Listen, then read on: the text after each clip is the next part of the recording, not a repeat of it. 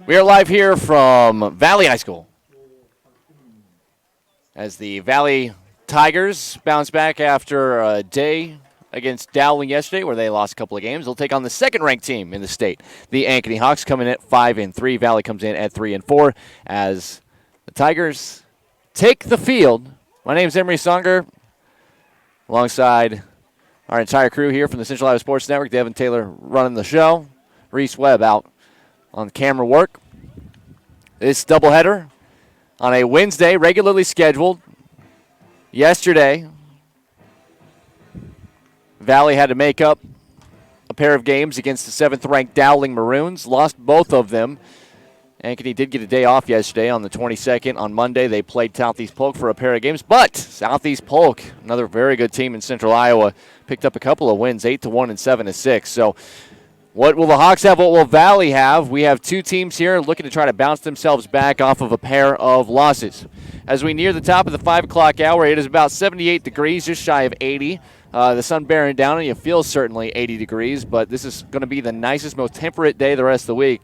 Going to have some big heat coming to Central Iowa the rest of the week. The lineup for the Ankeny Hawks, it'll be right fielder Cale Boyd. Boyd is a junior. Jace Bauer will bat second. He's a junior at shortstop. Another junior, Brody Brecht, will be in center, and he'll bat third. The designated hitter is senior Mo Watson. He'll bat in the cleanup spot, batting for the third baseman, senior Lucas Jewell. It will be Weston Folk, a junior at first base, followed by sophomore catcher Tamden Webb Tate. And then 3 juniors to round it out. Carter Smith at second base, Cooper Cox to pitch, and Cade Summers it will be the left fielder for head coach Joe Balvans. For Valley, we'll get to their offensive lineup when they come to bat in the bottom half of this first inning. But we'll give you the numbers right now for Jake Auer. He is going to get the start, the senior. Nothing and nothing his record. He's pitched 5 innings of work so far, including 1 start and a relief appearance, a 4.20 ERA, a whip of just 1, and opponents hitting 200 against him. He has walked 1 and struck out 6. As Cale Boyd digs in, our first pitch of the game is a swing and a miss on the breaking stuff. 0-1. 4:57, our first pitch time. Boyd comes in, batting 208. 387 is the on base, though. He's walked 6 times, a team high already, as he fouls this one off, and it's 0-2. Boyd also has himself a triple, 5 RBIs this season, and has struck out 6 times. Ankeny wearing their maroon uniforms, the Hawks. This one low and away. You are thinking this could be one of the best groups of athletes that Ankeny has produced in all sports. Football team is very, very strong and is going to get better as this pitch kind of crossed up the catcher, Bobby Cobine.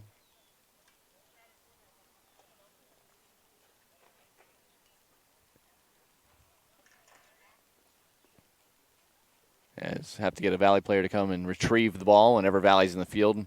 Per the COVID-19 mandates, the team in the field will have to send somebody to come pick up the foul ball. As this one hit down the left field line, and that is well foul, but that certainly had some home run pop there from Cale Boyd. Some Ankeny fans cheering, seeing that go over the wall. 305 here down the lines. 395 to straightaway center field. We're talking about the field dimensions at Dowling as this pitch on the knees, strike 3 called from our home plate umpire. And that is the first out for our umpires, Josh Baxter and Joel Harthorn. I believe Baxter is behind the plate. Harthorn on the base paths. Not 100% sure of that, but those are our 2 umpires. We do know that for a fact as left-handed batter Jace Bauer comes up. And that misses 1-0. We were talking about Dowling's field, which is a little bit more, I don't know, common, I guess. About 320 down the line. So this ball flared out in the right or left center field, rather. That's a long run for everybody, and that is going to split the gap and get to the wall. Carson Shelton picks it up. We'll throw it back in, but not before Bauer tries to head for third. He'll get there without a throw. It is a 1-out triple for Jace Bauer. Bauer this season, batting .346, a .433 on base coming in, with 7 knocked in. That's his second triple. And now he is in a excellent run-scoring position. And Brody Brecht, one of the top athletes in the state, certainly one of the most highly coveted football recruits. He'll bat third here for baseball, and he'll take a strike, 0-1 for Brecht. On the season, .409 the average, .500 the on base. He does have a homer and 11 knocked in. That's tied for a team high with the number 5 hitter, Weston Folk. Good opportunity here for him as he goes through that one, and it's 0-2. It was about 320, 325, and then 370 down straightaway center field for Dowling. So the outfield didn't have this giant center field, especially here. It's real notable as this ball swung on and missed. Strike 3, and throw down to first base is in time for the second strikeout for Auer. That's a big out. And runner still at third base for Mo Watson. Watson is a senior. He's batting for senior third baseman Lucas Jewell. Watson, the only senior in this batting order. He comes in batting .400. .552 is the on base, and he does have 7 driven in. He's looking to get himself an 8th right here, but he goes through the first pitch from Auer, 0-1. The defense behind Auer, Carson Shelton in left, Alex Whitcomb in center, and Casey Stalzer in right. Oliver Parizek draws the start at third base with Caleb Corbin at short, Nick Hobson at second, and Nick Butoff at first. Bobby Cobine behind the plate for the right-hander, senior Jake Auer. That one drops in there on the inside corner. Nice breaking pitch again by Auer, and it's 0-2. Whitcomb in center field roams that area nicely. We saw him full display last Monday against Atumwa here at this field on CIS, and you can go revisit that at CISN.tv. As there's a swing and a miss, and striking out the side around a one-out triple is Auer, and nothing comes across. So through a half inning of play, it is Ankeny nothing, and the Valley Tigers coming to bat right here on the Central Iowa Sports Network. In a recent spring storm, a freak tornado formed and moved through the north side of Shattenkirk Chevy Waukee. Depending on damage, most new vehicles with minor cosmetic imperfections. Affected new Chevys will be sold for thousands below market value with a limited number of storm-damaged vehicles available. Time is of the essence to take advantage of this opportunity. You get the rebates and discounts. Now take thousands more off storm-damaged vehicles. Limited time savings. Shattenkirk Chevy Waukee. WaukeeChevy.com. Why do I look for the seal? It's about trust. Whether I'm buying a car, hiring a contractor, finding a tax preparer, or an honest mechanic, the Better Business Bureau's seal means this business meets high standards. When I see the seal, I know I'll get what I pay for. No more taking chances and no more worries. And I feel good about supporting local businesses. My life is so much easier knowing I can always trust BBB accredited businesses. It pays to look for the seal. See for yourself at bbb.org/Iowa. Top of the Valley order, we'll have senior center fielder Alex Whitcomb to lead off with junior shortstop Caleb Corbin to follow, and junior third baseman Oliver Parizek getting the start in the 3-hole. Following that, 3 seniors, Nick Butoff at first base, Casey Stalzer in right field, and Nick Hobson, the second baseman, will bat 6th. The junior catcher is Bobby Cobine batting 7th. The DH is senior Alex Ling. He's hitting for the pitcher Jake Auer, another senior, and then senior Carson Shelton is in left field. He bats in the 9th spot. First pitch, Alex Whitcomb flares it out into shallow left field, and that'll drop for a hit. So 1 pitch and a man on here now for Valley as they take on Cooper Cox. Cox is the right-hander. On the season, 3 appearances is his first start, however, a 1-0 record. He's pitched 4 innings, a 1.50 ERA, a 1.5 whip, which is walks and hits per innings pitched. Opponents hitting just 133 against him, 5 walks, just 3 strikeouts. Whitcomb, really good speed over there at first base. And the first pitch gets away from the catcher, Tandem Webb Tate. That'll allow Whitcomb to advance. Wild pitch in my book. Whitcomb, by the way, swung at the first pitch. Didn't really give us a whole lot of chance to talk about him, but he's hitting 190 this season with a 370 on base and got himself another hit there. His 5th of the year, as that's high. 2-0 to Caleb Corbin. The junior shortstop is .478 on the year. He has really been hitting the ball well. .556 is on base. He does have 8 driven in, which is a team high. And that one in the dirt, Whitcomb thought about going, but Webb Tate gets to it and 3-0 the count.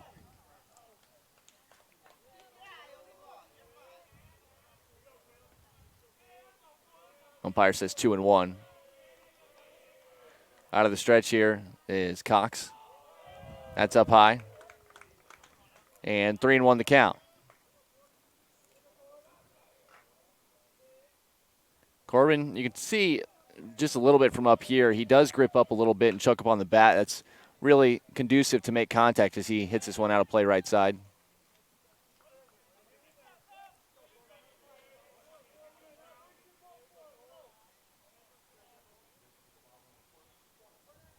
Try to get another ball in play here.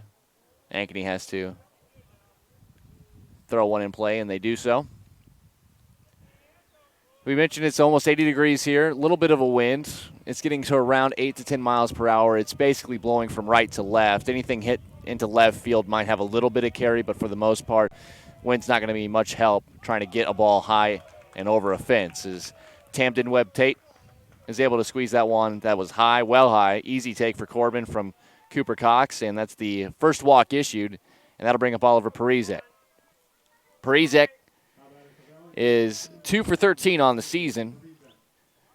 Head coach Ryan Cooley just trying to push the right buttons here. His team dropping both ends of a doubleheader at Dowling Catholic. They're 3 and 4 on the season.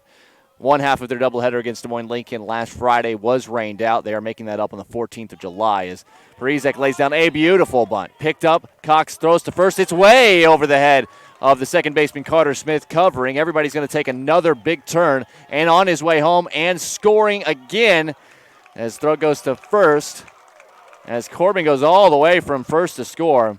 It'll be a sacrifice bunt, but it will be E1.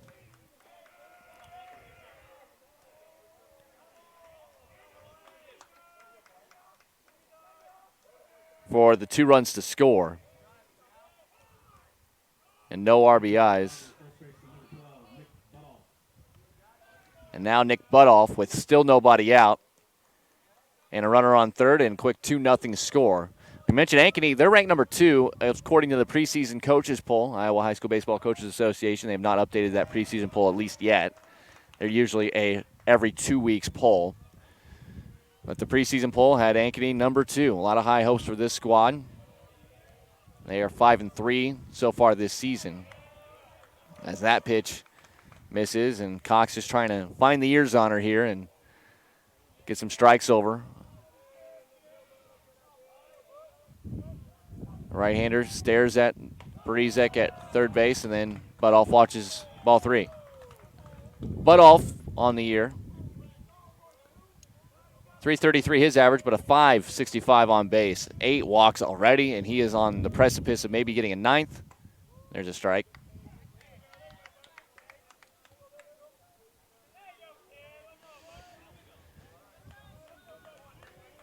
We get to the defense here momentarily for Ankeny.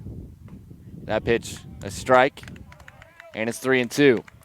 Cabe Summers is out in left field with Brody Brecht in center. Cale Boyd in right. Lucas Jewell plays third base with Jace Bauer at short. Carter Smith at second. Weston Folk at first with Tamden Webb Tate. In the catching position as there is a line drive over in the left field and a base hit. And the RBI single by Nick Butoff makes it quickly 3-0.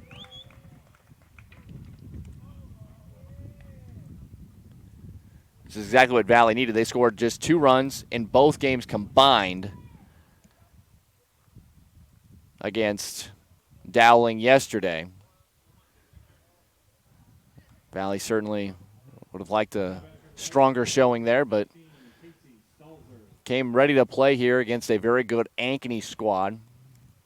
Butoff stands at first base, still nobody out.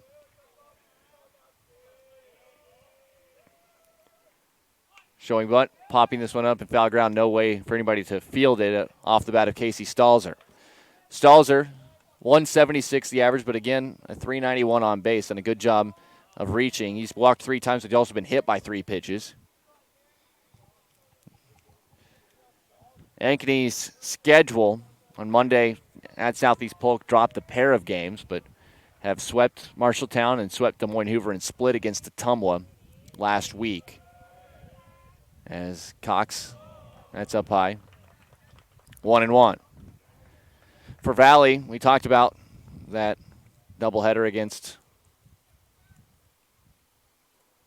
Dowling, a couple of losses. They also swept Ottumwa, won their one game against Lincoln, but were swept by Des Moines Roosevelt. That one's foul. And it's 1-2 to Stalzer. Hanson Family Field, just to the south of Valley High School. On a nice summer day. It's been just a little bit warm if you're not a big fan of 80-plus degree weather, but I couldn't imagine it being better than this here in the state of Iowa. It will be much warmer as the week wears on and into the weekend. Late swing for Stalzer to stay alive, and it remains 1-2. I know we just got started here, but peeking ahead is always something you do here with baseball, considering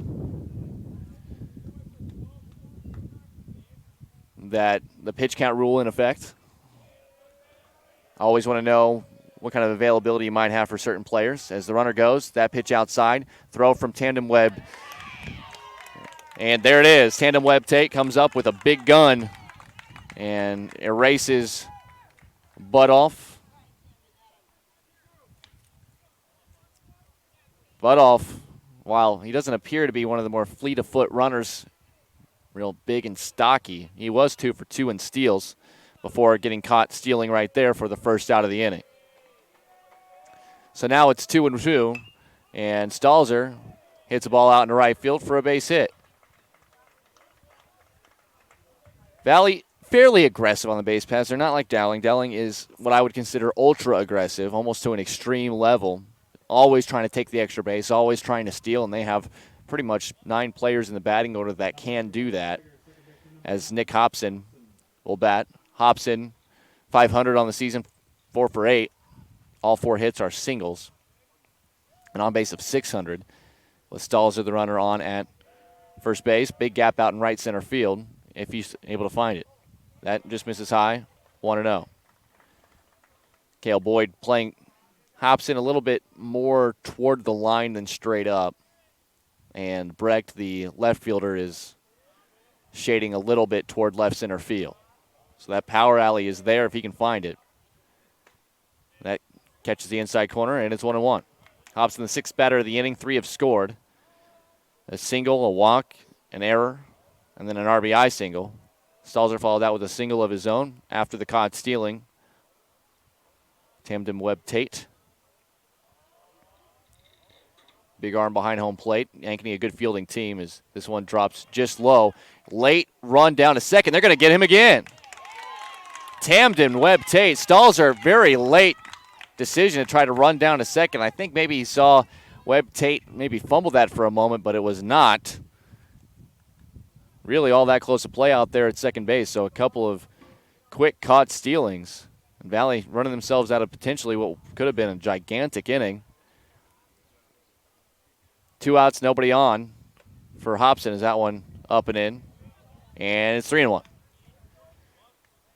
Cox still trying to find it here. He came in with excellent numbers in 4 innings of work so far this season, but did have 5 walks in those 4 innings. Here's the 3-1. And that one just high, letter high. Second walk issued by Cox. A little bit of action going down over in the Ankeny bullpen just to maybe see some loosening, but they have since gone and sat down to not see who was warming as Bobby Cobine comes to the plate, the junior catcher. Cobine, just 1 for 4 this season. This is his first start since game 1 of the year. This is popped out in a foul ground, long run for everybody. Diving attempt, and he caught it. What a play by Cale Boyd to get Ankeny out of the inning. That was an incredible catch, running as hard as he could, well into foul ground and making a diving play. What a play there by Cale Boyd. We'll step aside. Valley does score 3 runs, however. They lead at 3-0 over Ankeny right here on CISN. Hi, Hi, Ron here, head coach of Westside Auto Pros. When your car's on the injured reserve, you want to get it back in the game as soon as possible. I know that. That's why you need to bring it here to Westside Auto Pros. I have a team of experts that can fix almost every automotive injury. Whether it's a fractured joint, a brake, or if your car just got its bell rung, no problem. We can even do a complete physical on your car to make sure it's game ready for the entire season. So bring your car to Westside Auto Pros and we'll get it back in the starting lineup in no time. Hey, you guys are dogging it back here. Let's move it, move it, move it. You want to get stronger, faster, healthier. You want more. You want to be part of something bigger than yourself. A place for people of all ages, all walks of life, that provides opportunities for all to succeed. We do that. We're the why. Build more than muscle. Build a stronger community. Valley scores 3 runs in the first inning. By my count, 2 of them were earned. Again, that is all kind of to the eye of the beholder. So 2 earned runs on 3 total runs scored in the inning. There was an error on a sacrifice bunt attempt. Either way, regardless of how you slice it, 3 are on the scoreboard, and that's all that matters. And it will be Weston Folk, Tamden and Webb Tate, and Carter Smith due up here for the Hawks of Ankeny. Mentioned that the Iowa High School Baseball Coaches Association started them out as number 2 in the state Class 4A. They're coming off the Class 4A state basketball championship, and certainly are going to have high hopes of what they can accomplish next season. On the football field as well, led by Brody Brecht, who is the center fielder for our game here. One of the top college football recruits out of the state of Iowa. He's been highly touted over the last couple of years. 1-1 here to Weston Folk. He is .308 the average, .333 the on base. He does have 11 driven in. That's tied with Brecht for the most RBIs on the team. And he swings through that breaker, and Auer's got some good stuff working so far today.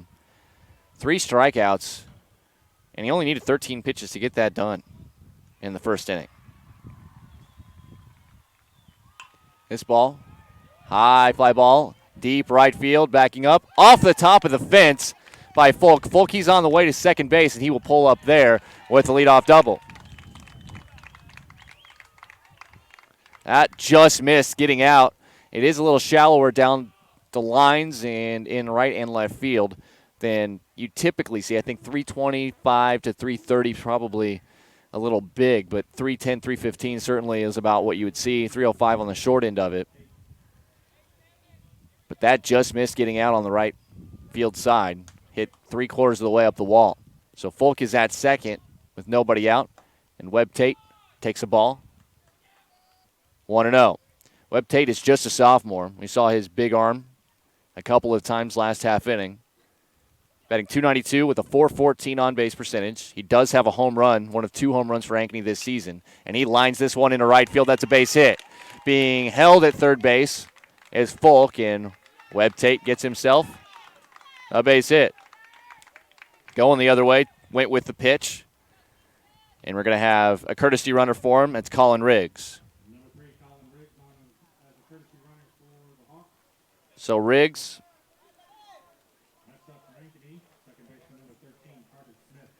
brought in. He's 3 for 3 in steals. Certainly a good base runner. And he'll be courtesy running for the catcher.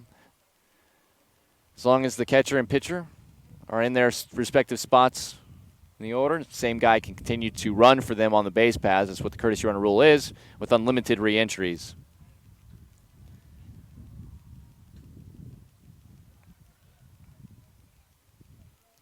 Out of the stretch, this pitch is low. 1-0 to Carter Smith.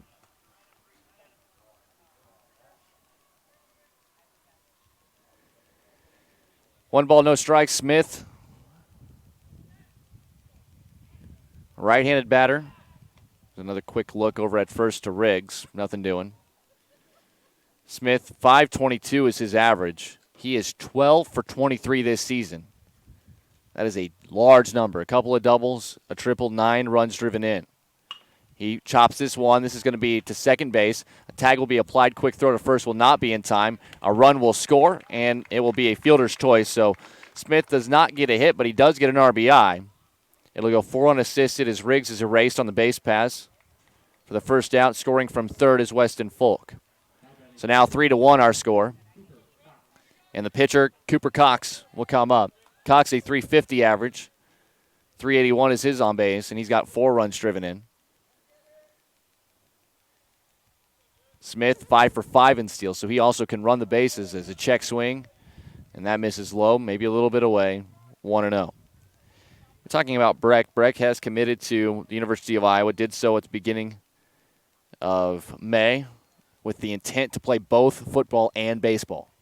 We'll see how that goes down, but in his Twitter post saying he was committed to the Hawkeyes, he shared a photo of him pitching and playing football. He's certainly one of the best wide receivers in the Midwest and has 1 year left. A lot of people think Ankeny could be a major player for a state title in Class 4A as that pitch fouled straight back and out of play. 1-1 the count. 1 out here to the 8-hitter Cox. So an athlete like Brecht, always good to see him. Pitching-wise, numbers may not be where you would hope for. Is that one in there for a strike 1 and 2 in terms of his ERA, 5.25. But for Brecht, generally speaking, the tools are all there, and we know he can hit. Tied for the team high in RBIs coming into this doubleheader for what many believe to be one of the top teams in Class 4A. Another pickoff move. Jake Auer has really kept an eye on those runners at first base and kept them close.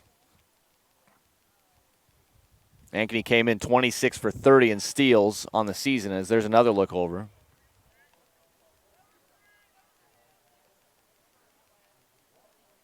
Smith, outside of leadoff hitter Cale Boyd, has the most stolen bases on this team in the first week plus of the year. Not going here. There's a swing and a miss. And that is strike 3, and Cox is down. 4th strikeout recorded by Auer. And with 2 outs now in the inning, it's Cade Summers.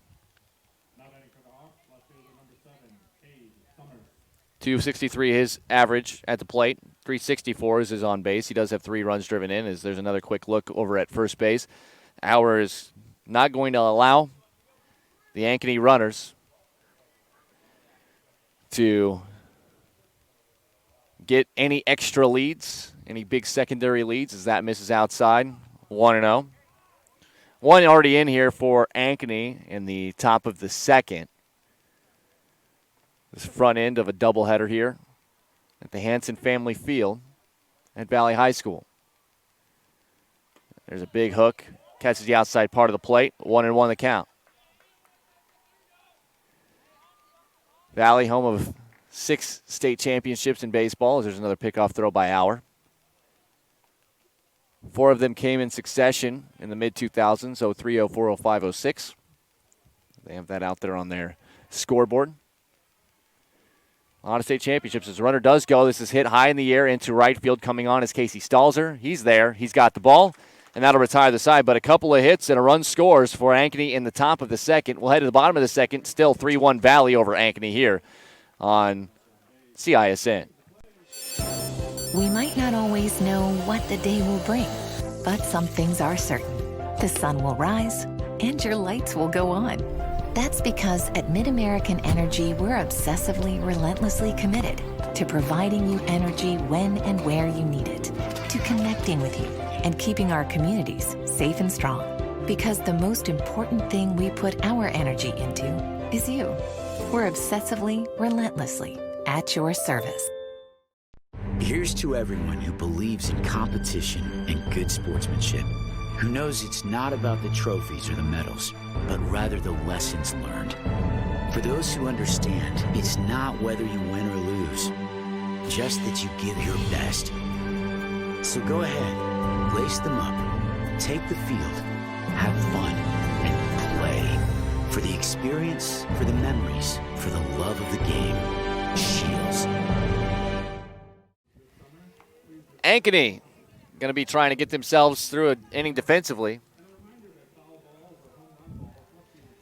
As it looks like we're already going to get a change in terms of the pitching. Valley will bring up lower third of the order Bobby Cobine, Alex Lee, and Carson Shelton. 25 pitches were thrown by Cooper Cox. It is Dylan Schlee.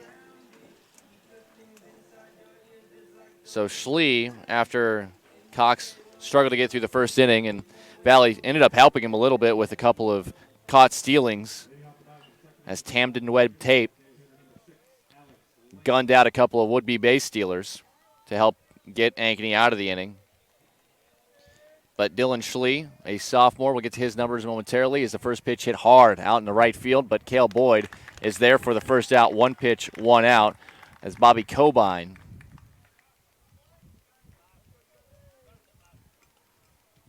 actually went out on a foul out last inning. That was Alex Ling on the first pitch, who lined out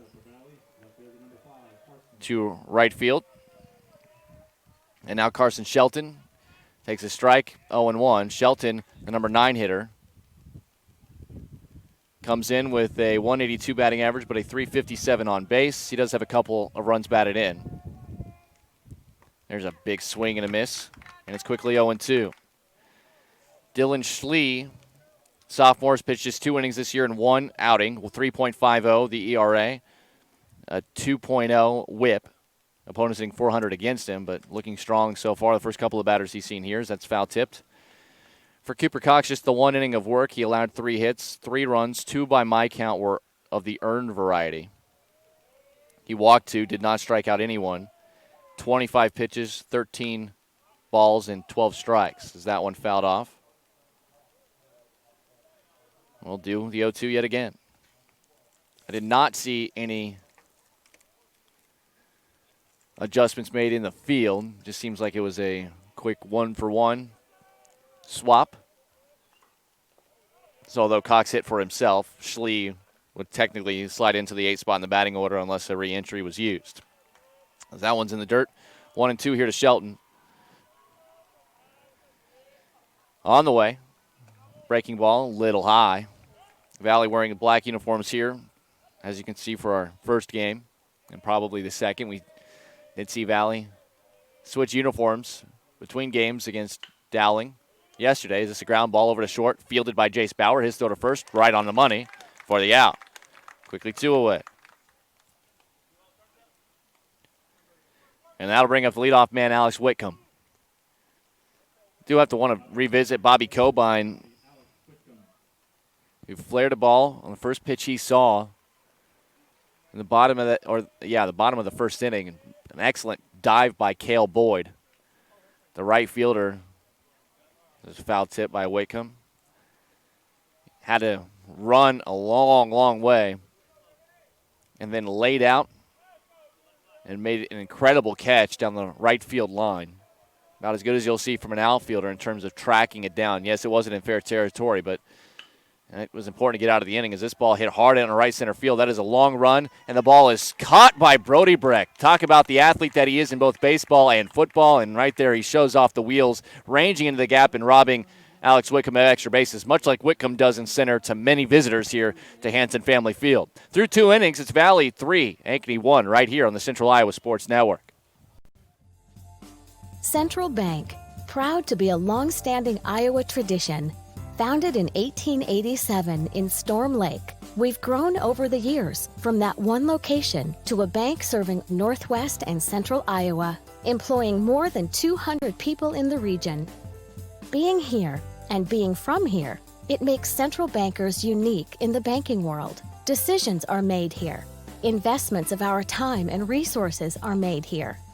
For us, banking is still about people. Our reverence for community and hard work speaks to a proud Iowa heritage.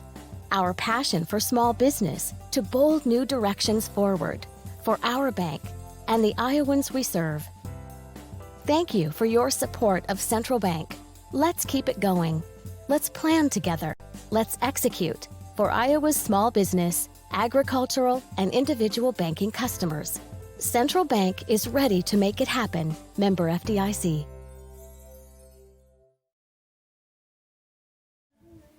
Top 3, second-ranked Ankeny will bring up the top of their order. Cale Boyd, Jace Bauer, and Brody Brecht, who just made an incredible running catch in center field, right center field. A big cavernous center field area. As Cale Boyd takes a strike 0-1. We mentioned just how kind of odd this field is. Pretty shallow with 305 down the lines and 395 to straightaway center field, which is almost major league depth. Just an awful lot of space out there. 0-2 the count here from Jake Auer, looking to try to put together another inning of work. Swing and a miss, and for the second time, Boyd goes down swinging. Actually, this is his first time swinging, but second time in terms of a strikeout. Fifth strikeout for Auer, and that brings up Jace Bauer. Lefty bat, tripled in the left center field, first time up in that first inning, and looks at a strike, 0-1. Yeah, it's hard to describe just kind of the general look of this outfield, but if you're the center fielder, you are responsible for a ton of space out there, as opposed to the left and right fielders who have a pretty normal amount of space to cover. Now, we saw Cale Boyd out in right field make an incredible running catch, but that just happens. In terms of making outs in the gaps and even behind you, here at Hanson Family Field, your center fielder has to be mobile and has to have the ability to track a lot down, and we see Whitcomb do it for Valley an awful lot here for the Tigers, but Brody Brecht showed that off as well, ranging deep into left center field, or right center field rather, to rob extra bases from Whitcomb, returning the favor and giving him some of his own medicine. The 1-2 on the way. That's off the outside corner. And 2-2 is the count. Only one senior batting and one sophomore batting. That's Tamden Wood Tate. The senior is Mo Watson. Everybody else, the other 7 batters, are all juniors for Ankeny. As this 3-2 popped high in the air and well foul and destined for the parking lot.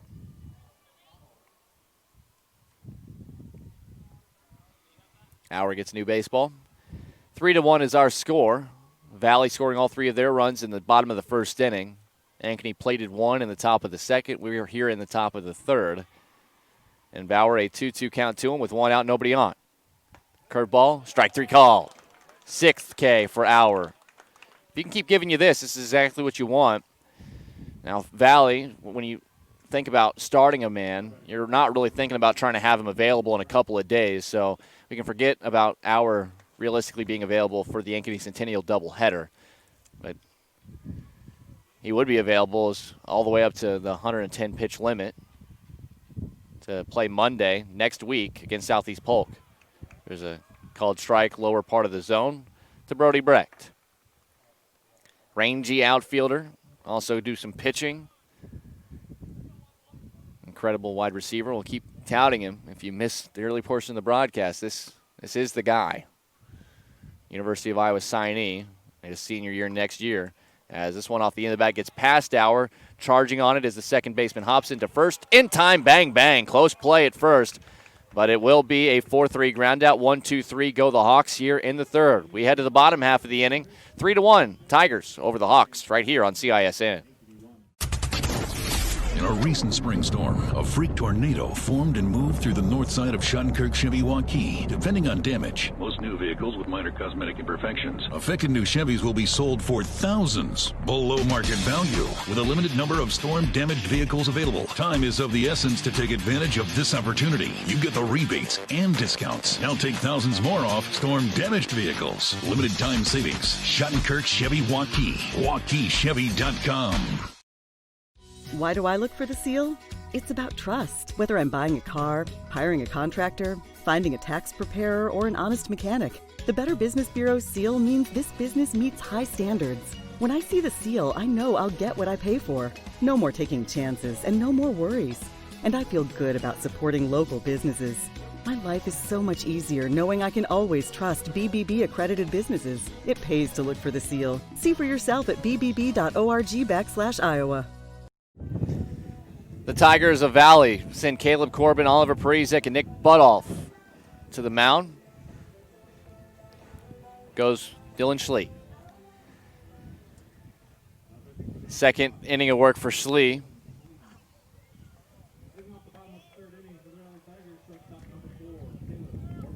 Schlee worked through a very quick 10-pitch second inning as the first pitch is fouled back and out of play by Caleb Corbin. Corbin had a full count pitch and drew a walk and would end up coming around to score after a throwing mistake by Cooper Cox, who was pitching at the time and fielded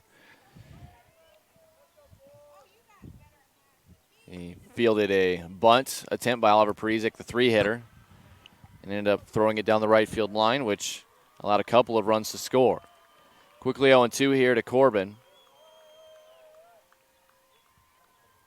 This one low and away.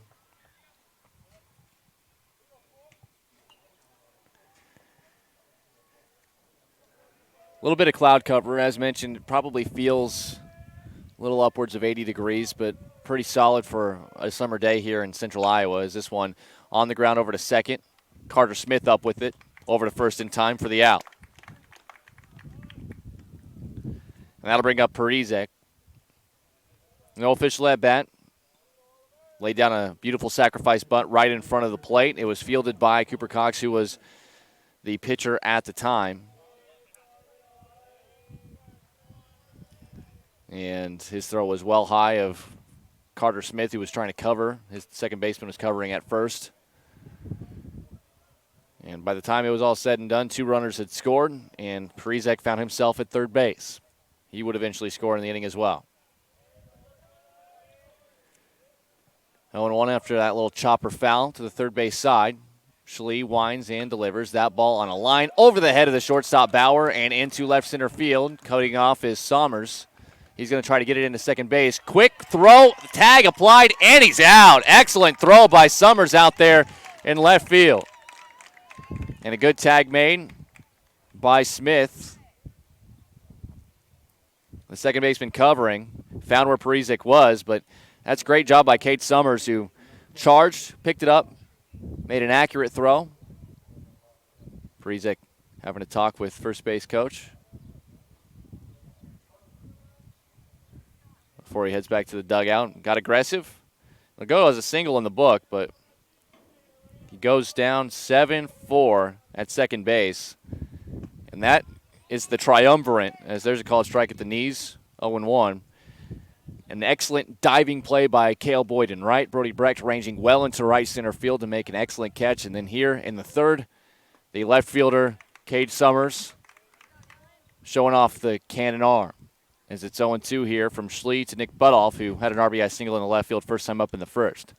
You got outfield defense like this from the Hawks. You can see why this team is ranked so highly. It's a matter of can the bats get going against Jake Hauer and the rest of this team as Butoff swings through that, and that's the inning. So a single, but Parizek nailed it second, trying to take an extra base. That is the first strikeout for Schlee, and we'll head into the fourth. Still 3-1 Valley over Ankeny right here on CISN. Hi, Ron here, head coach of Westside Auto Pros. When your car's on the injured reserve, you want to get it back in the game as soon as possible. I know that. That's why you need to bring it here to Westside Auto Pros. I have a team of experts that can fix almost every automotive injury. Whether it's a fractured joint, a brake, or if your car just got its bell rung, no problem. We can even do a complete physical on your car to make sure it's game ready for the entire season. So bring your car to Westside Auto Pros and we'll get it back in the starting lineup in no time. Hey, you guys are dogging it back here. Let's move it, move it, move it.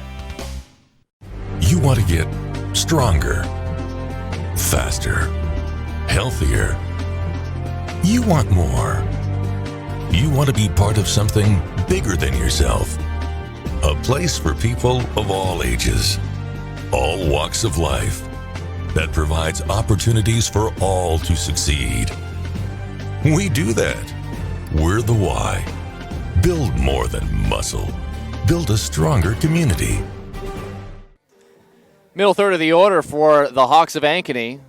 And again, Jake Hauer out there looking for inning number 4. He's only thrown 39 pitches, so it's been pretty efficient. He's allowed just one run. See how deep he can go for Valley. Obviously, the Tigers having played yesterday against Dowling Catholic, went through a few different pitchers, some of which are not available for today's game. The only two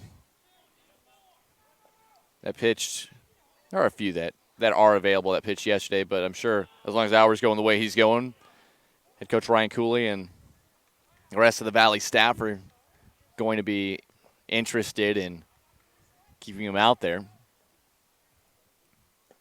With that pitch, which misses low, 2-2, he's over the 40-pitch mark, which is meaningful, which means he would need at least 2 days rest, which officially takes him out of commission for Friday's doubleheader. That ball hit hard out in the left center field. Long run. Whitcomb ranging. Can't quite get to it. It'll roll to the fence. Whitcomb comes up firing, though. It will hold Mo Watson to a double. I talked about Whitcomb being able to rob extra base hits from a lot of batters with his range out there in center, and he almost did it again. But that was such a long run to have to make that play, and if he would have made that, you might as well just try not to hit it to center field at all. Unfortunately for Whitcomb and fortunately for the Hawks, it does fall, and Mo Watson gets himself a double. He's now 1 for 2, and Weston Folk comes to the plate. He doubled out into right field off the fence back in the second. Folk tied with Brody Brecht for the team high with 11 RBIs coming into this doubleheader. And this ball, line drive, caught. Quick throw to second, got him. Watson took a big secondary lead at second base, but the line drive went right to Hobson. Caleb Corbin comes over and finishes the out, 4-6. A double play on the line out. That's a tough break for Ankeny and Weston Folk. Hit it right on the screws, but right at Hobson. Didn't even have to move. And they get the double play at second as well, which brings 2 outs, nobody on for Tamden Webb Tate. The sophomore catcher singled to the right side first time up. 1-0 the count to him. The delivery from Auer is fouled out of play right side.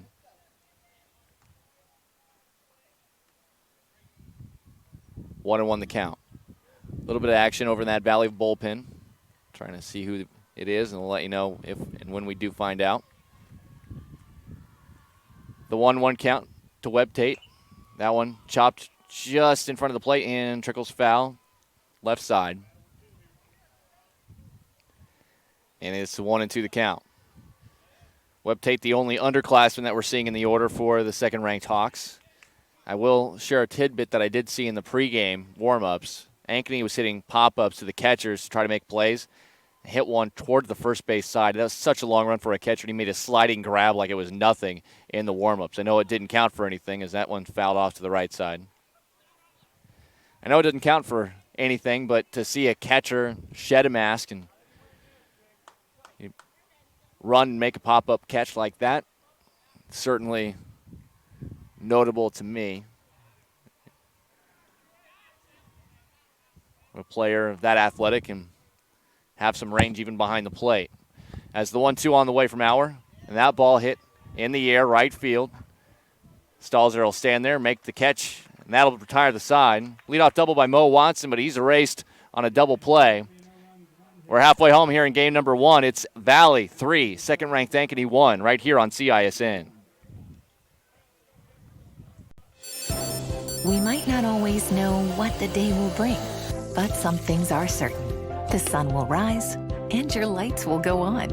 That's because at MidAmerican Energy, we're obsessively, relentlessly committed to providing you energy when and where you need it, to connecting with you and keeping our communities safe and strong. Because the most important thing we put our energy into is you. We're obsessively, relentlessly at your service. Here's to everyone who believes in competition and good sportsmanship, who knows it's not about the trophies or the medals, but rather the lessons learned. For those who understand, it's not whether you win or lose, just that you give your best. So go ahead, lace them up, take the field, have fun, and play. For the experience, for the memories, for the love of the game. Shields. Valley comes up with Casey Stalzer, Nick Hobson, and Bobby Cobine, the 3 due-up hitters. Third inning of work here for Dylan Schlee, and he's been good so far. Seen 6 batters, allowed 1 hit, but he was erased trying to take an extra base. Did find out that it was Ethan Whittem, a junior, who was warming up in the Valley bullpen. We'll see if he'd be in line to come into the game. But Jake Hour's only thrown 48 pitches through 4 innings. Very efficient. Defense has been doing its job. Defense has been doing their job for both these teams. There was a throwing error by Ankeny in that 3-run first for Valley, which helped get a couple of runs across the board, and that's fouled out of play by Stalzer. But other than that, we've seen great outfield play, especially from Ankeny. Great infield play, especially from Valley. And then catcher Tamden Webb-Tate threw out 2 would-be base stealers back-to-back in the first inning alone. Got to love that defense. This is grounded foul to the right side. Quickly 0-2 to Stalzer, who did single in the right field before being caught stealing. One of the victims of the cannon from the sophomore backstop. Lefty bat for Stalzer. Digs back in. 0-2 the count. The pitch. High and away. 1-2 the count.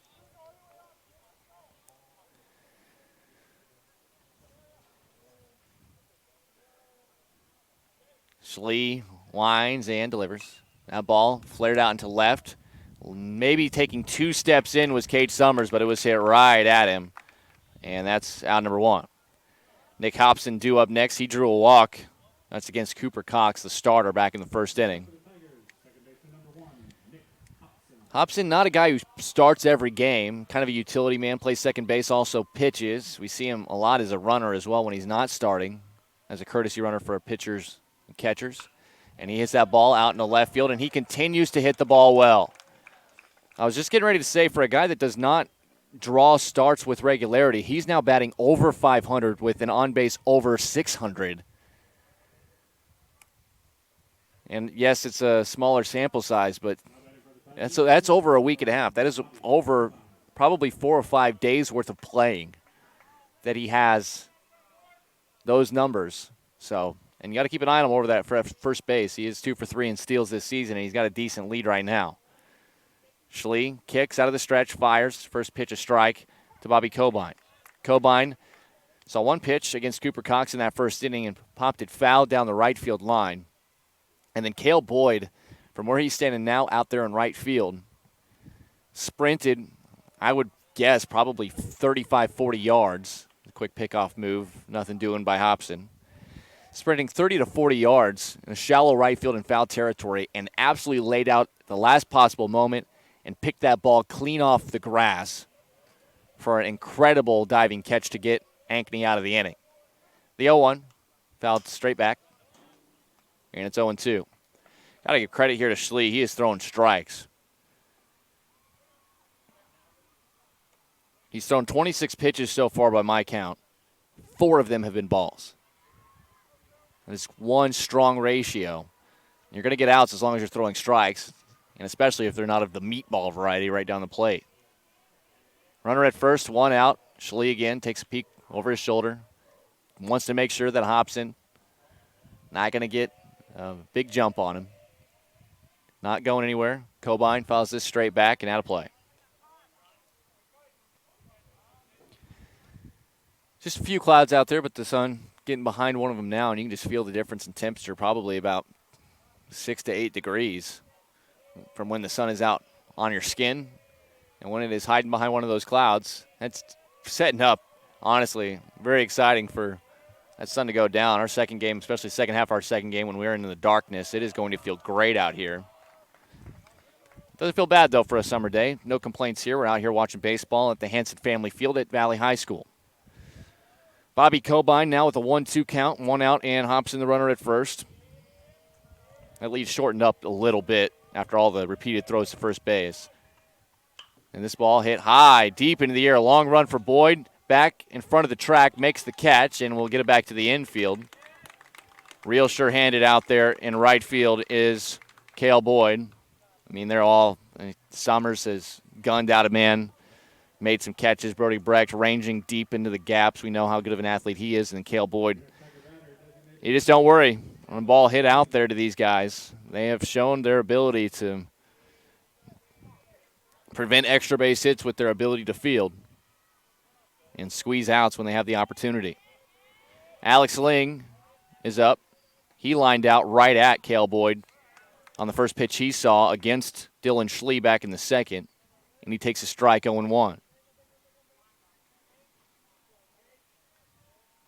Didn't get a chance to talk about Ling first time through, but he's now 3 for 6 on the season. This is a ground ball fielded by the shortstop Bauer, but he's not going to come up with a throw, and to me that was a near impossible play. That's got to be an infield hit.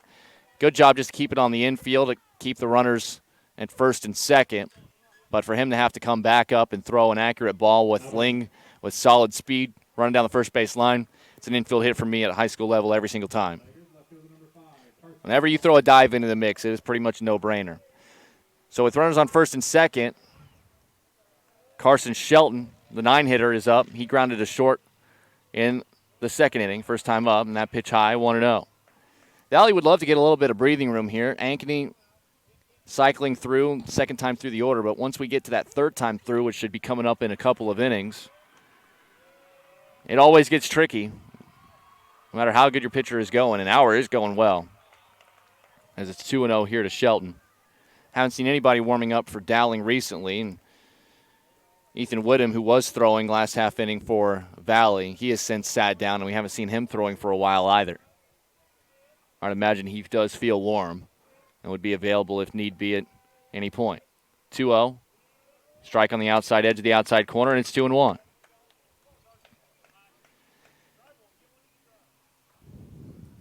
Shelton digs back in. Couple of runners on and 2 outs. Bottom of the fourth inning. 3-1 Valley leads second-ranked Ankeny. That catches the inside corner. Quick throw down to second. Not in time. But you can tell the confidence Tamden Webb Tate behind the plate has. Has no problem firing behind runners and allowing his infielders to try to make tags. He's erased a couple of base runners already from behind the plate. 2-2 the count. And the pitch. Runner goes. Quick throw down to third base, and that gets away. And that will allow a run to score. So aggressive base running does get a Valley runner home. It'll be a stolen base for Hobson, who took third, but the throw was high, E2. And that's how Ling moved to second. He was not running. This was not a double steal. And it was a ball to Shelton. It was a tough pitch to handle by Webb Tate, and then for him to throw it to third. Tough ask. As now the runner goes down to third base. This throw, and that's in time. That's a third runner he has erased on the base pass. So Shelton, that was ball 4.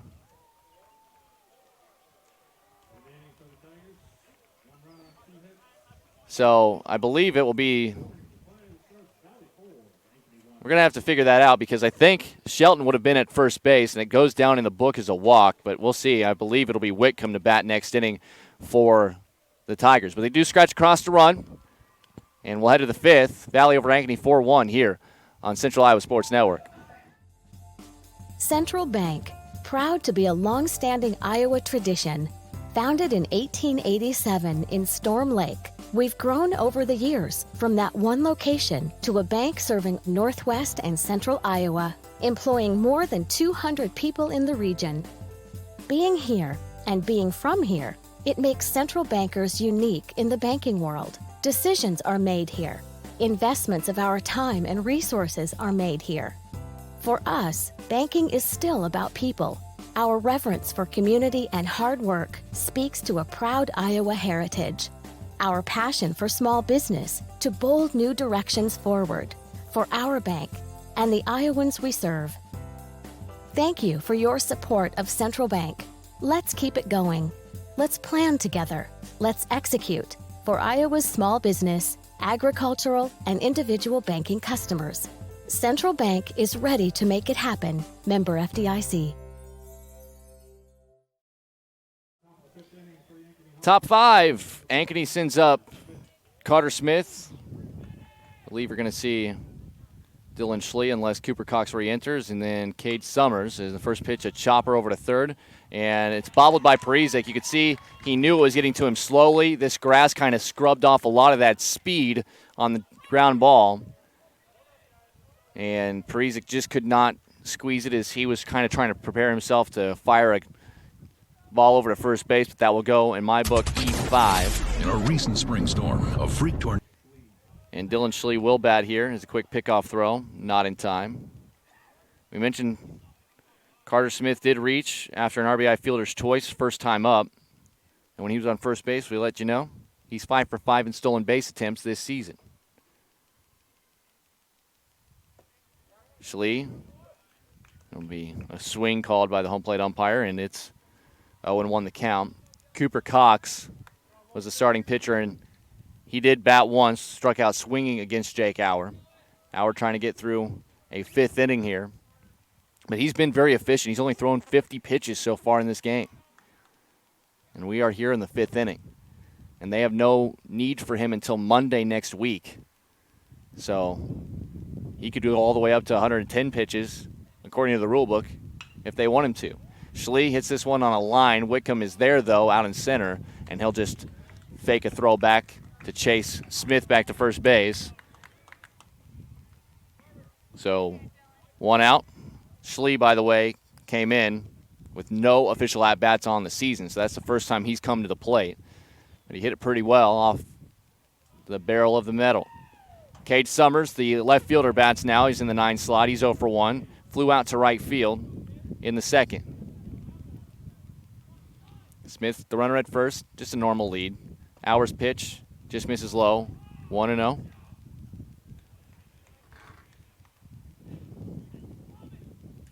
Ankeny would love to scratch across 1 or 2 runs here after getting the leadoff man on.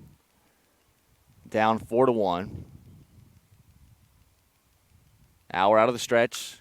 Ground ball, left side, ranging over, fielding it, throw goes to second, but in time, bang, bang. It's a good play by Corbin deep in the hole. Gets to the short throw to Hobson just in time. The fielder's choice puts Summers at first base. Goes 6-4 in your scorebook for the second out at second base. And we're back to the top. And Cale Boyd. Boyd has not had a good couple of at-bats against Jake Auer. He struck out looking in the first and struck out swinging in the third. 6 strikeouts for Auer in the game, but he hasn't had one registered since the third. Quick pickoff move to Summers. Summers 2 for 3 in stolen bases so far this season. Ankeny, as a team, 26 for 30. As quick tag applied, but again, not in time. It's a little bit more aggressive than Valley has been. 19 or 22 Tigers. But we have seen them try to be more aggressive in this game. They've been thrown out 3 times on the base paths. Keep checking over to first base. We talked about it. Auer has really made it a point to not allow the Ankeny base runners to get head starts on him. As this pitch is delivered for a strike. 0-1 here to Cale Boyd. Got to keep in mind also Valley has played 1 fewer games. Or 1 fewer game, I should say. Auer throws over, and Runner hadn't yet even take his lead. That's how concerned Valley has been with Ankeny and their base runners. Leading by 3 runs, though, Auer still in real good shape with 2 outs and delivers another great pitch for a strike, and it's 0-2. You know, and you would think with as much as he's thrown over to first base, he may not necessarily be fully focused on the batters or the hitters, but that is not the case. He has really been on point at the plate and incredibly efficient throughout. As there's strike 3 called outside corner, 3rd time he's gotten Boyd, 7th strikeout in the game for him, and he's through 5 strong innings. And Valley will bat in the 5th with a 4-1 lead over Ankeny right here on CISN.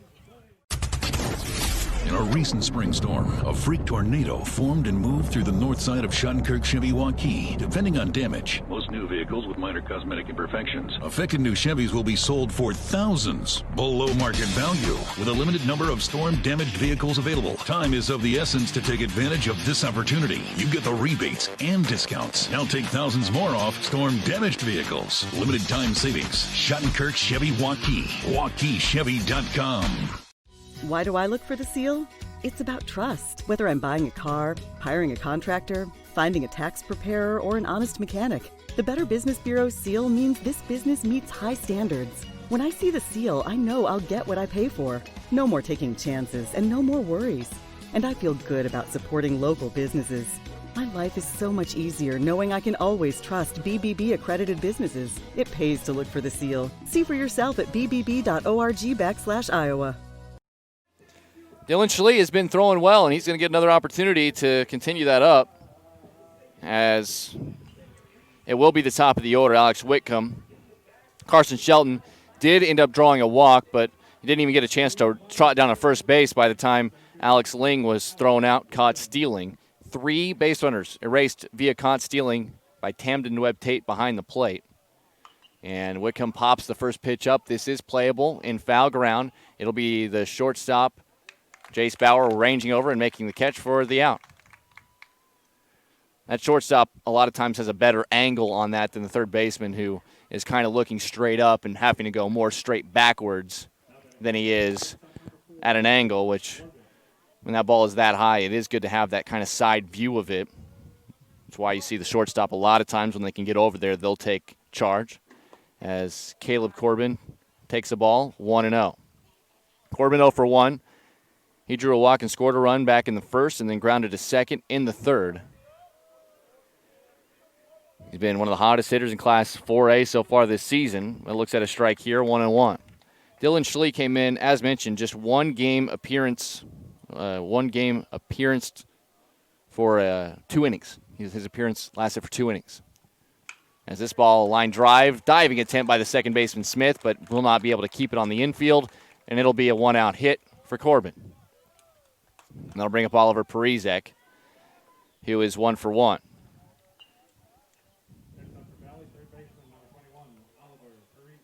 Parizek laid down a sacrifice bunt in the first inning, but the throw from then pitcher Cooper Cox flew over the head of Carter Smith covering first base, went all the way down the right field line. 2 runs would score on the play, and Parizek would end up at third and eventually score. And then he hit a single out into left center field in the third inning, and trying to take second and leg it out into a double. Cade Summers out in left field fired a cannon to second. Carter Smith applied the tag for an out. 0-1 the count here to Parizek, the right-handed batter. Still really haven't seen any action in the Ankeny bullpen. Runner goes. This ball popped up. Shallow right field. Long run for Cale Boyd, but he's going to get there and no problem in foul territory. You can just see the wheels this kid possesses. He didn't even make that look hard at all. Him sprinting in from right field for the second out. So Nick Butoff comes up. He is 1 for 2 at an RBI single in the first and was eventually one of those caught stealing victims. Then he struck out swinging in the third. It's the only batter that Schlee has struck out to this point. Corbin able to get back after he ran on the pitch. He stands at first base. Butoff looked at ball 1-0 the count. There are 2 outs here in this inning. Stepping into it. Butoff hits this a ton out into left center field. Long run out there by Summers, and it's going to drop. And firing him in quickly. Here comes the throw home. It's going to be up the line, and it'll be an RBI double for Nick Butoff with 2 outs here in the 5th. A little more insurance for Valley. And with 2 outs, Corbin was able to run on contact and had no problem scoring. The relay throw was a little bit off the mark, but it wouldn't have mattered. Good speed shown by Corbin. So now 5-1. And with Butoff, a couple of RBIs standing at second base, it's Casey Stalzer. He singled into right field first time up in the first inning, and then he also was caught stealing on a throw by Tamden Webb-Tate behind the plate, and he flew out to left field last inning. There's a strike 0-1. And that ball was hit real hard by Nick Butoff.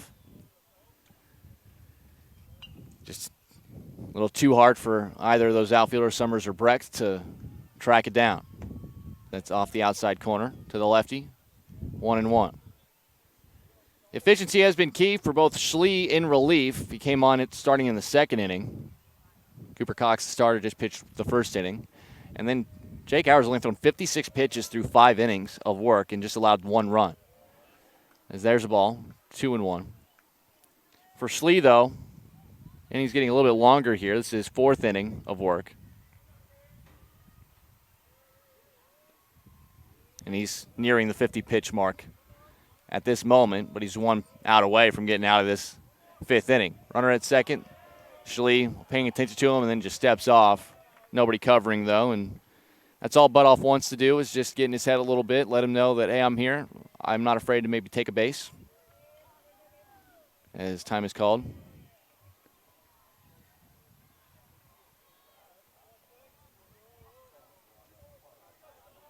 Ready to go now. Stalzer digs back in. Here's the 2-1. Fouled out of play, your left side.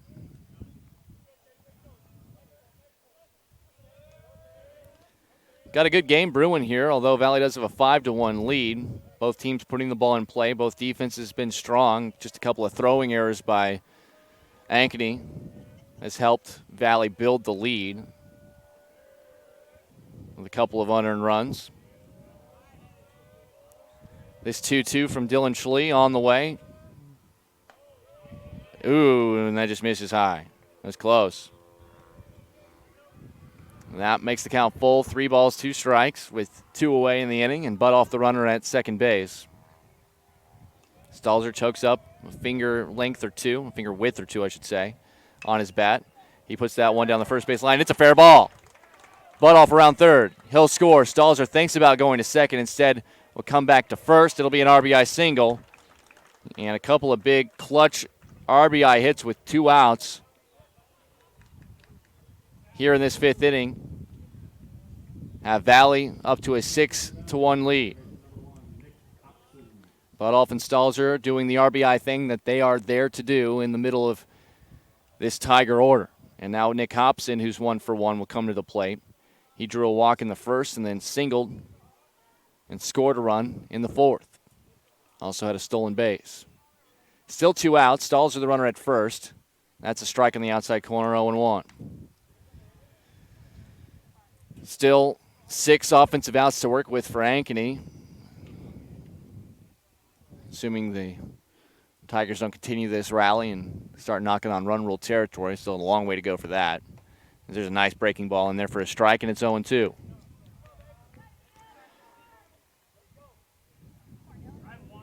Schlee trying to get through 1 more out at least.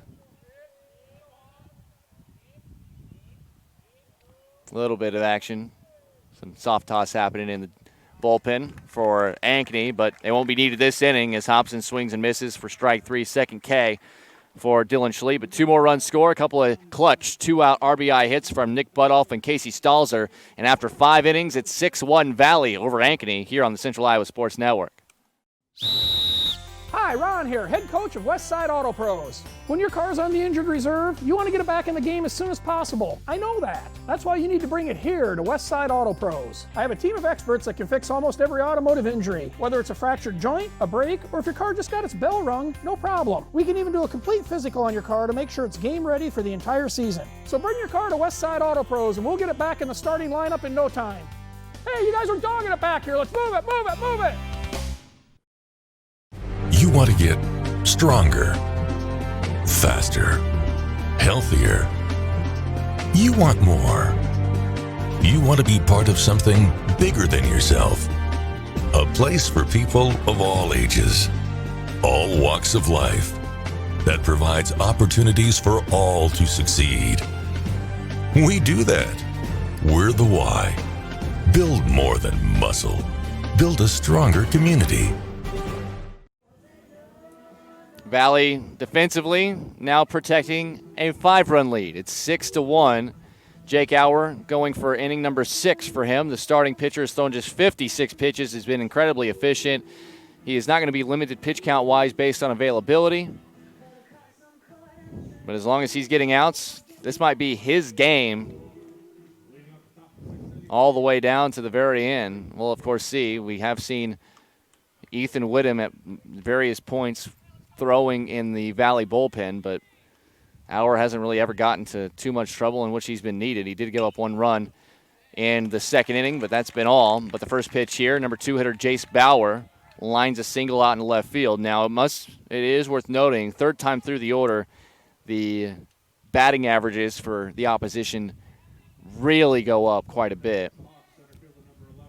Second time through, they go up a little bit, but that third time through, you really see the offense start catching on to what the pitcher is doing. If he has been fooling them, Auer has been excellent, but doesn't have necessarily overpowering stuff. It's a good, crafty breaking ball there, 0-1. And the breaking pitches has really been his bread and butter in this game. We'll see what Brody Brecht and then Mo Watson, Weston Folk. Those are the 3 next due-up batters after the leadoff single. One thing Auer also has done is keep a very close eye on runners on the base paths, especially at first base. I mentioned Ankeny a little bit more aggressive than Valley. They have 26 stolen bases on 30 attempts coming into today. As Brecht pops this up, foul ground, this could be playable. That's a very long run, though, for Carson Shelton, and he's not going to be able to get there as it bounces just inside the playable area here. But such a long run. Had to have track record speed to be able to field that one cleanly. But it is 0-2 now from Auer to Brody Brecht.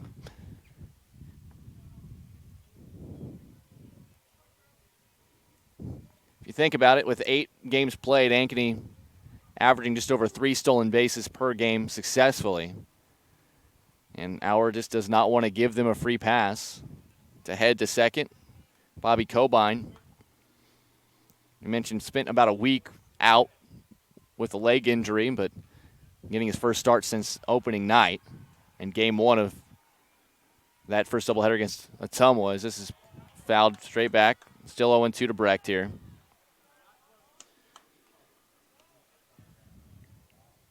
But certainly, Cobine has the ability to throw down to second base if need be on a base-stealing attempt, but with as close as Ankeny runners have had to stick to first base, they haven't really had a chance to do so. Brecht puts this on the ground, over to second. Fielded cleanly, hops in second for 1. Brecht will get down the line too quickly for a return throw to first base. They'll go 4-6 in your book for the first out, and Brecht is on via the fielder's choice. Now Mo Watson, designated hitter, batting for senior third baseman Lucas Jewell. Watson struck out swinging in the first, but hit a double hard out in the left center field in the fourth. Unfortunately for him, 1 pitch later, he was doubled off on a line drive hit right at Nick Hobson. It was a little too far off second base and could not return in time. Quick pickoff throw, looking at Brecht. Brecht 2 for 2 in steals on the young season. We've seen his speed and range out there in the outfield as Auer throws over there again before he even has a chance to take a step off the bag, just trying to catch him sleeping. As many times, I mean, I have not counted how many pickoff throws he's made, but it's in the dozens range throughout this ball game. As this one low. 1-0 here to Mo Watson. But it isn't for nothing that Auer has done that. We haven't even seen an attempt for a stolen base for a runner at first base here for Ankeny. There's another throw. This one does get away, but that nailed Brecht in the back. You could hear that thud. Diving back, and I was about to say before that, and I didn't say it, but Auer has been very accurate with those throws, usually toward the knee area of the first baseman, giving him an opportunity to apply a tag, but also not low enough to where he has to dig one out of the dirt. That one was too low, and it hit Brecht right in the back, but he's all right. Takes his lead off first base.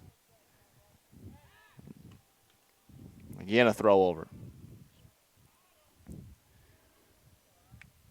And I would say, you know, you're up by 5 runs, 6-1. You should not necessarily be too worried with the runner at first base, but he's still getting outs while doing this, as this has popped up. And Brecht lost track of the outs. He thought there were 2 outs. Throw to first base after the catch in center, and that will retire the side.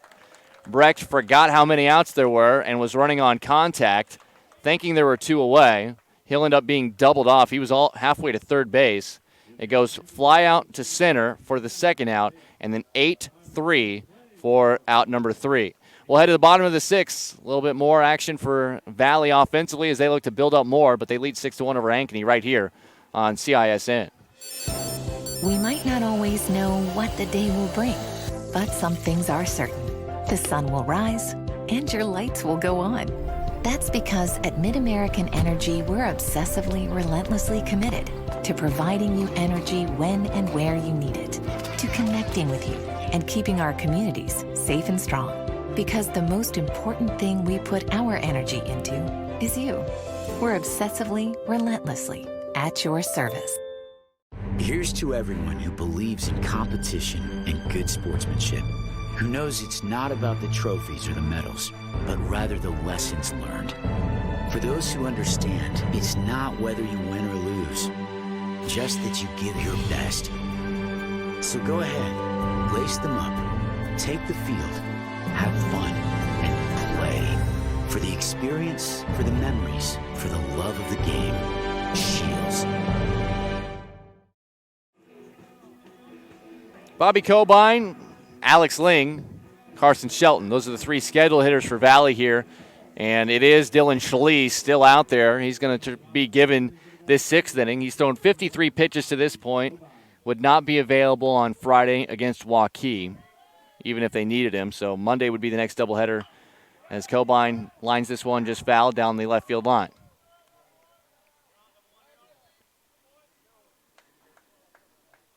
Johnston will visit Ankeny on Monday. That'll be the next time, regardless of how many more pitches that Schley throws.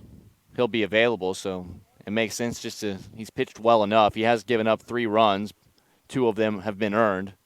But for the most part, has done pretty well. This pitch, there's a nice one. Breaking in there for a strike, and it's 0-2.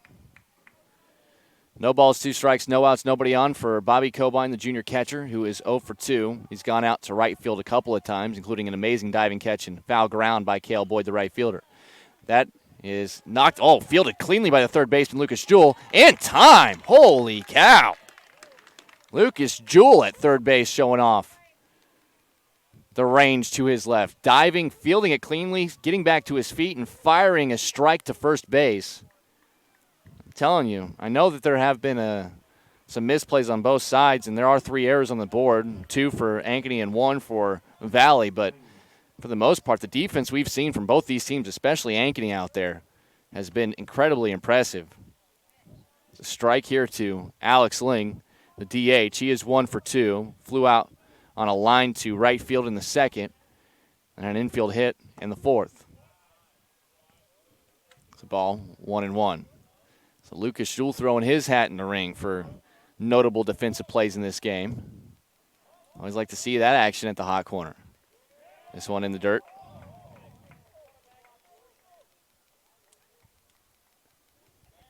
Dylan Schley. Pretty admirable performance so far in relief. But Jake Howard is not giving anything up on the other side for the Ankeny bats. It's 2-2 here after a foul ball.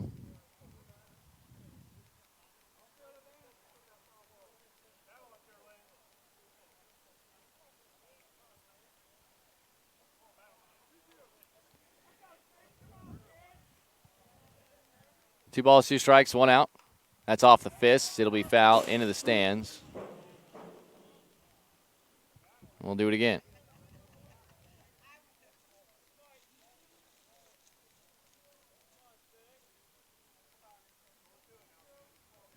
Three in the first, 1 in the 4th, 2 in the 5th for Valley offensively, as Ling again gets a piece of this and stays alive. 7th pitch of this at bat upcoming.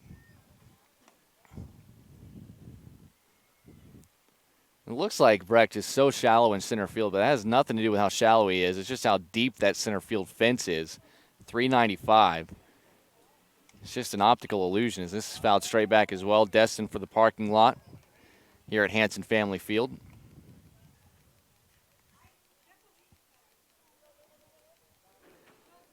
Ling will be followed by Carson Shelton, and if anybody reaches Alex Wickham in the top of the order, will be up for the Tigers.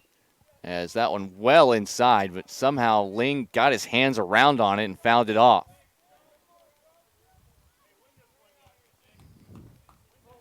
It usually is a good indication that the batter is seeing the ball really well when he's able to see everything. Is the base umpire going to come and he says he wants to look at the baseball to make sure there isn't a scuff as that one hit right up against the fencing.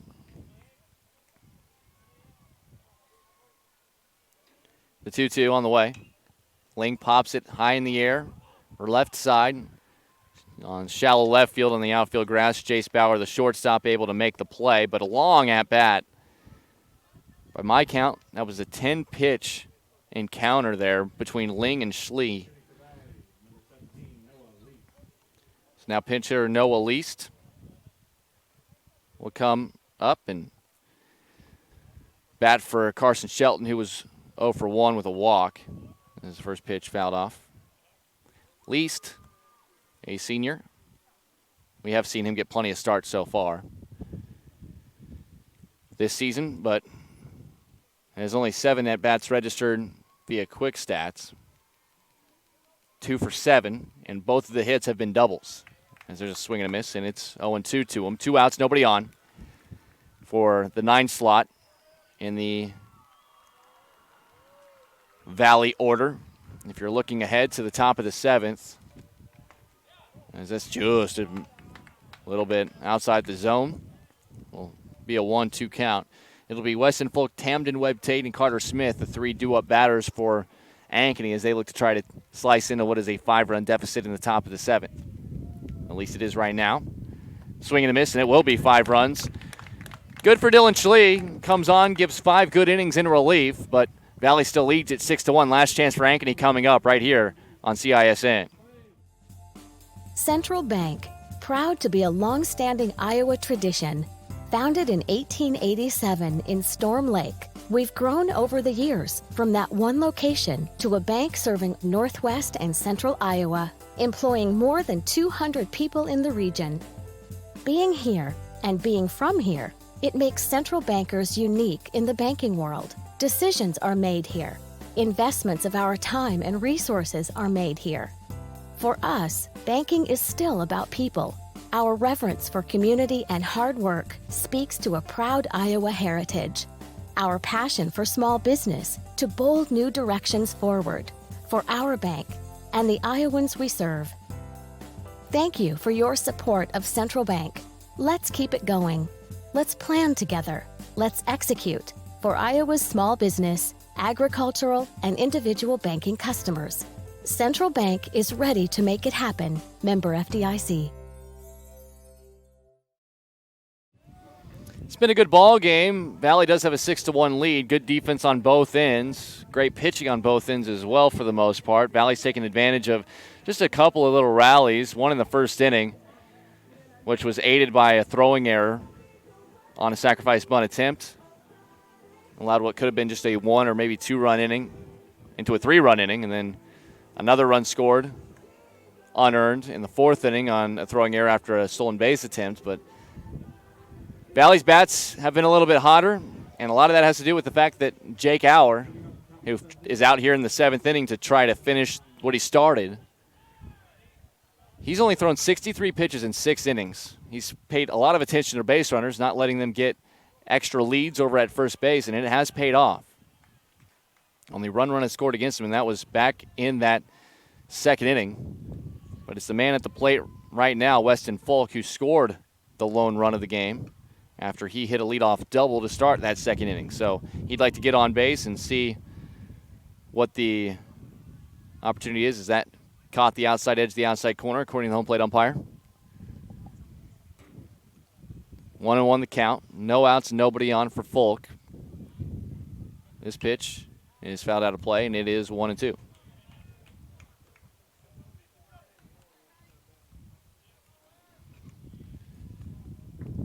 We mentioned Auer not constrained by any pitch count since already the earliest he would be available is Monday.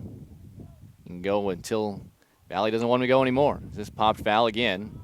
We'll do it again. Still 1-2. Tamden Webb Tate follows Weston Folk. He's 1 for 2. And then Carter Smith, who is 0 for 2 with an RBI, is in the hole.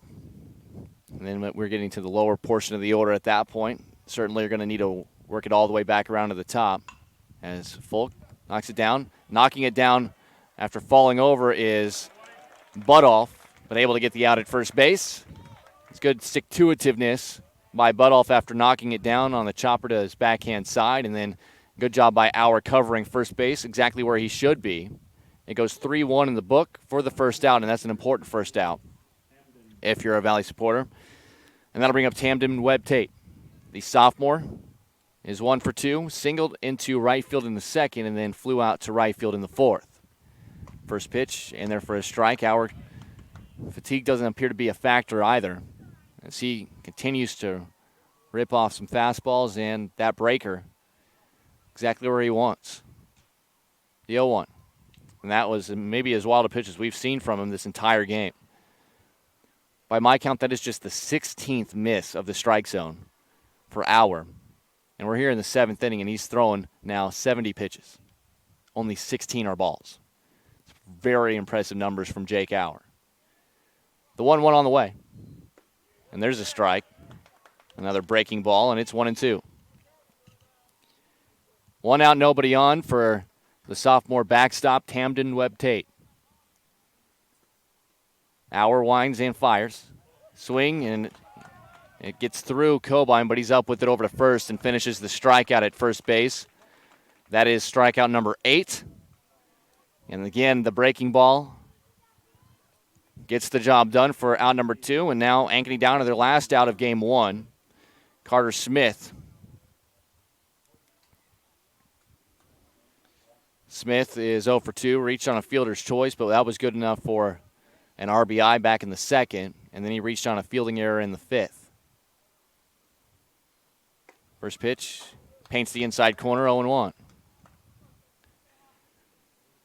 Auer also, I mean, if we counted it, he certainly was around 25 throws probably over to first base as pickoff moves as that one bounces in. 1-1.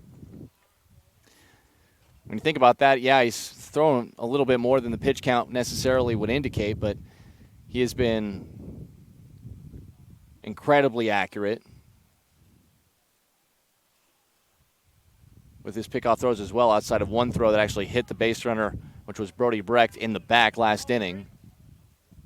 It's 2-1.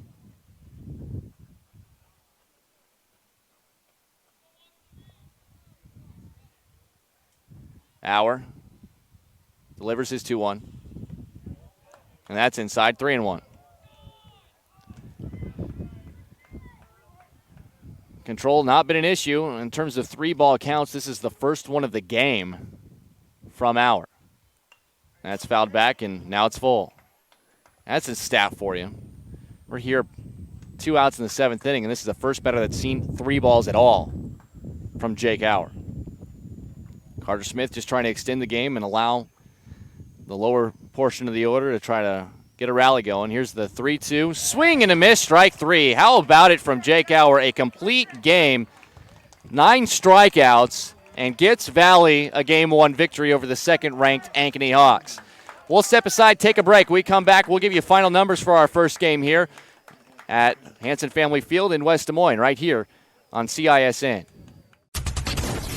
In a recent spring storm, a freak tornado formed and moved through the north side of Shunkirk Chevy Waukee. Depending on damage, most new vehicles with minor cosmetic imperfections. Affected new Chevys will be sold for thousands below market value, with a limited number of storm-damaged vehicles available. Time is of the essence to take advantage of this opportunity. You get the rebates and discounts. Now take thousands more off storm-damaged vehicles. Limited time savings. Shunkirk Chevy Waukee. WaukeeChevy.com. Why do I look for the seal?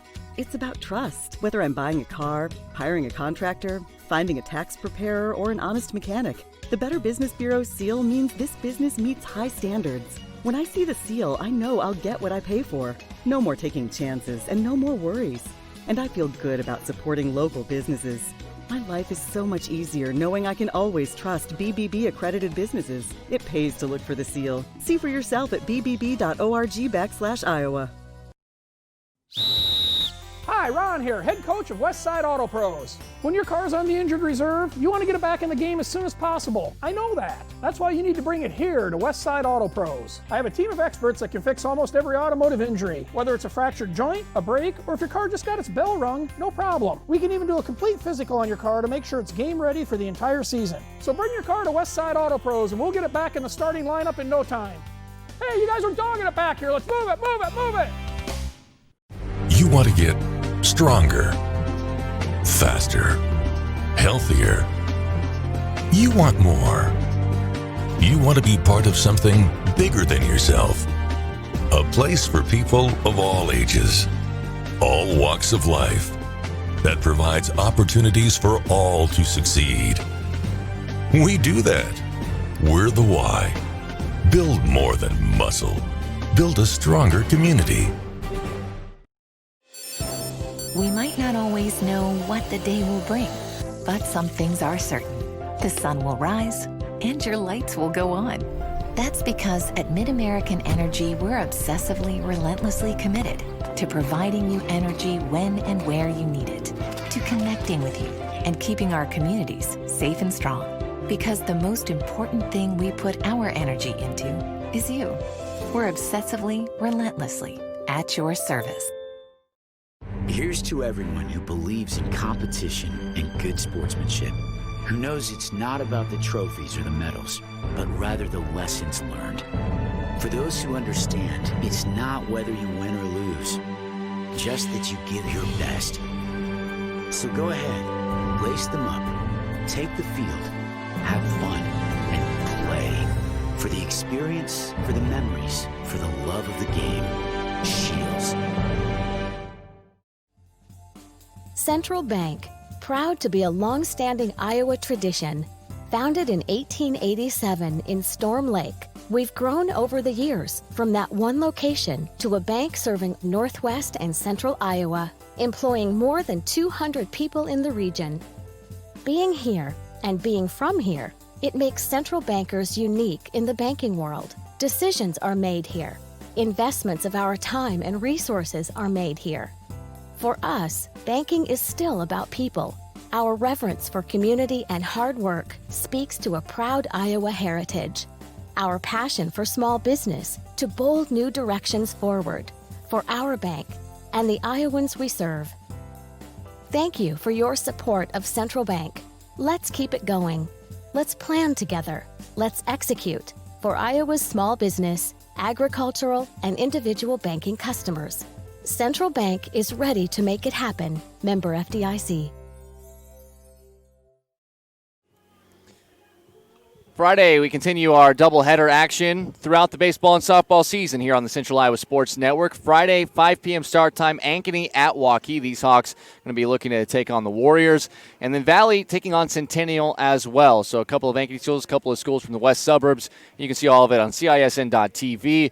$30 get you a full season pass. We still have ourselves 3+ weeks of the regular season. And, of course, $5 get you a single game pass as well. Let's go ahead and get you the final numbers for this game. Game 1 in the books. Valley a 6-1 victory over the second-ranked Ankeny Hawks. Valley improves to 4-4. Ankeny falls to 5-4. Valley scored 6 runs on 9 hits, 1 defensive error. They left 3 on base. Ankeny 1 run on 5 hits, 2 errors defensively, and they left 3 on base as well. Jake Auer, a complete game win, 1-0 now his record. Cooper Cox is 1-1. He was the losing pitcher for the Hawks. Game time 1 hour and 31 minutes. For Ankeny, Cale Boyd went 0-3 in the leadoff spot. Jace Bauer went 2-3. Brody Brecht went 0-3. Mo Watson went 1-3 in the cleanup spot. Weston Folk 1-3 with a run scored. Tamden Webb Tate went 1-3 at the plate. Carter Smith went 0-3, but he did have an RBI. Cooper Cox 0-1. Pinch hitting for him was Dylan Schlee. He went 0-1 as well. Cade Summers went 0-2 in the 9 slot. Cooper Cox got the start, only went 1 inning of work, 3 hits, 3 runs, 2 were earned with 2 walks and no strikeouts. He threw 25 pitches, 12 strikes, and 13 balls. Dylan Schlee, the sophomore, came on, threw 5 nice innings of work, 6 hits, 3 runs, 2 were earned with 1 walk and 3 strikeouts. 69 pitches thrown, 53 were strikes, 16 were balls. Very efficient stuff there as well. Cox will be available for Friday as the Hawks are going to be taking on Waukee, as we mentioned. So Cox, if need be, he could pitch then, as he only needs 1 day. In fact, he doesn't even need technically any days of rest off, but they do not play tomorrow. For Dylan Schlee, he will not be available until next Monday when Ankeny will take on Johnston. For Valley in Game 1, 1 for 3 at the top for Alex Whitcomb with a run scored. Caleb Corbin went 1 for 2 with 2 runs scored. Oliver Parizek went 1 for 2. He scored a run as well. Nick Butoff went 2 for 3, 2 RBIs, and he scored a run as well. Casey Stalzer, 2 for 3 at the plate. He had an RBI. Nick Hobson, 1 for 2 with a run scored. Bobby Copine, 0 for 3. Alex Ling, the DH, went 1 for 3 in the 8 slot. Carson Shelton, 0 for 1 with a walk. And then Noah Lease, as a pinch hitter, went 0 for 1 in the 9 slot as well. Jake Auer was the star on the mound. Very efficient 7 innings of work. Allowed just 5 hits, 1 run. It was earned. No walks, 9 strikeouts. He only threw 78 pitches to do that. 59 strikes and 19 balls. We're going to go ahead and step aside. Game 2 is going to be coming up probably in about 20 to 25 minutes, and we'll have that for you as well, as Valley and Ankeny looking to try to get themselves each another win. Valley looking for an important sweep, and Ankeny trying to bounce back and get themselves win number 6 on the season. That'll be coming up in about 20 minutes right here on the Central Iowa Sports Network.